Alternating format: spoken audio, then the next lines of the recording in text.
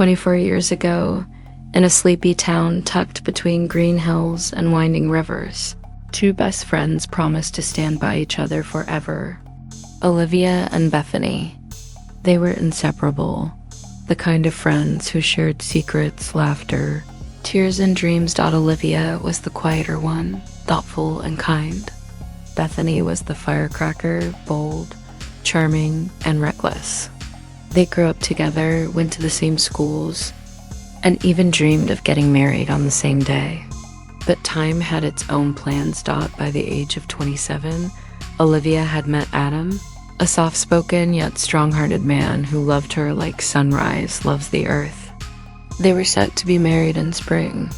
The wedding was small but elegant, an outdoor venue with vines curling around white columns, soft golden lights, and a string quartet ready to play as she walked down the aisle.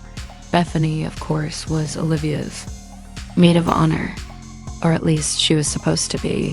What Olivia didn't know was that Bethany had secretly fallen for Adam years ago. And when Olivia had announced her engagement, something in Bethany cracked. On the morning of the wedding, Olivia sat in her bridal suite, nerves tingling in her fingertips, dress flowing like mist around her feet. Her phone buzzed, a message from a number she didn't recognize. "Check this before you marry a liar." The attached was a photo, grainy but unmistakable. Adam shirtless, asleep. Bethany beside him, her arm wrapped around his chest. Olivia felt the world go silent. She stared at the screen, breathing shallow, the edges of her vision closing in. Her hands trembled. Then a knock on the door. It was Bethany, smiling, too sweet, too wide. "Ready?" she asked innocently. Olivia didn't answer. She turned her phone toward her. Bethany's face flickered. One moment she wore that sugar-sweet smile. The next, it fell away, revealing something bitter beneath. "It wasn't supposed to go that far," Bethany said quietly. "He came to me. He had doubts. I just let him feel better." "You sent this," Olivia whispered. Bethany didn't deny it. "You deserve the truth." "No," Olivia said. "You wanted to destroy me." Bethany didn't respond. She left, heels clicking like nails on marble. Olivia sat there alone, the violins outside beginning to play. She never walked down the aisle. The wedding was canceled, guests dismissed, the cake uneaten, the vows unsaid.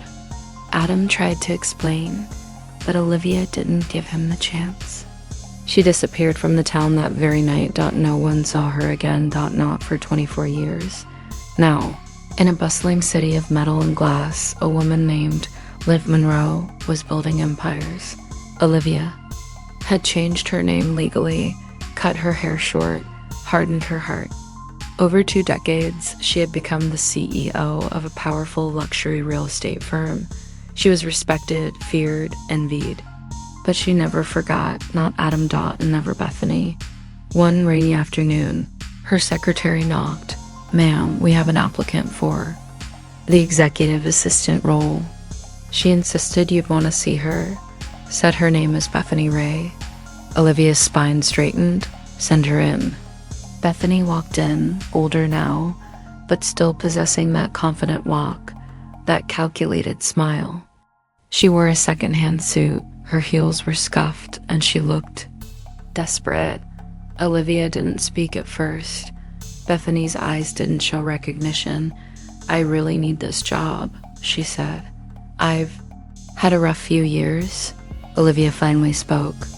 "Where are you from, Ms. Ray?" "Small town." "Nothing you know." Olivia almost laughed, but her face remained unreadable. "Welcome aboard," she said coldly. "Let's see what you're capable of." Bethany had no idea who she was working for. Olivia made sure of that. Weeks passed. Bethany worked hard. She was punctual, humble, even pleasant. But she was no longer the manipulative queen she once was. Life had chewed her up and spit her out. That's when Olivia began to plan. The revenge had to be perfect, not cruel. Just thought. She assigned Bethany to high-pressure tasks, made her stay late, demoted her silently from executive assistant to office manager. When Bethany asked, Olivia shrugged. Not ready yet.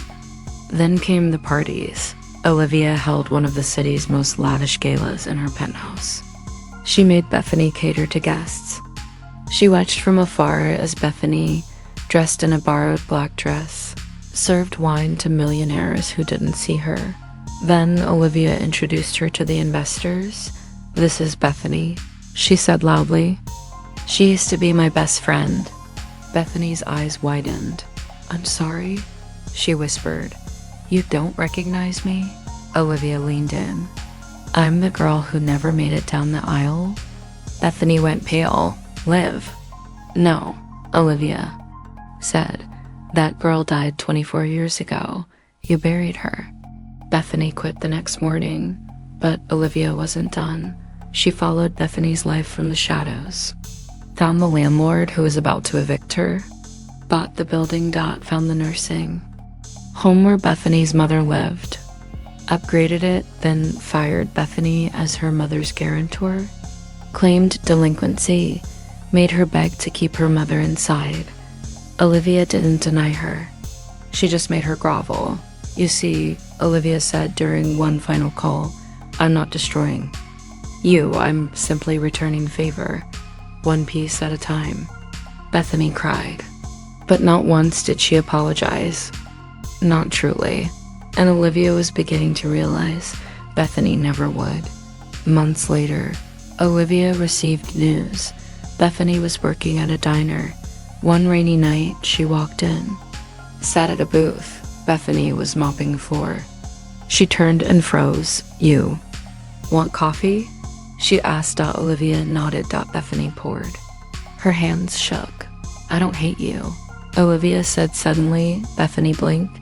"But you ruined the version of me that believed people were good." Bethany's voice cracked. "I was jealous. You always had peace. I only had chaos, so I destroyed yours." "I know," Olivia said. "And now you have mine." Bethany dropped her gaze. "But I'm tired," Olivia said. "Revenge doesn't heal. It only feeds the ghost." Bethany stood silently. Olivia left a $100 bill on the counter. Then she walked out. 2 years later, Bethany received an envelope. No return address. Inside was a deed. Ownership of a small cafe in the same town where they'd grown up. Along with a note. Build something, destroy nothing. It was unsigned, but Bethany knew. She framed the note and hung it inside the cafe. By the register. She called it the second chance. And every spring, without fail, a bouquet of white lila arrived with no sender's name, but Bethany always whispered the same thing when they came. "I'm sorry, Lef, I really am." And though Olivia never returned to that town, she forgave her. Eventually. But never forgot. Never again.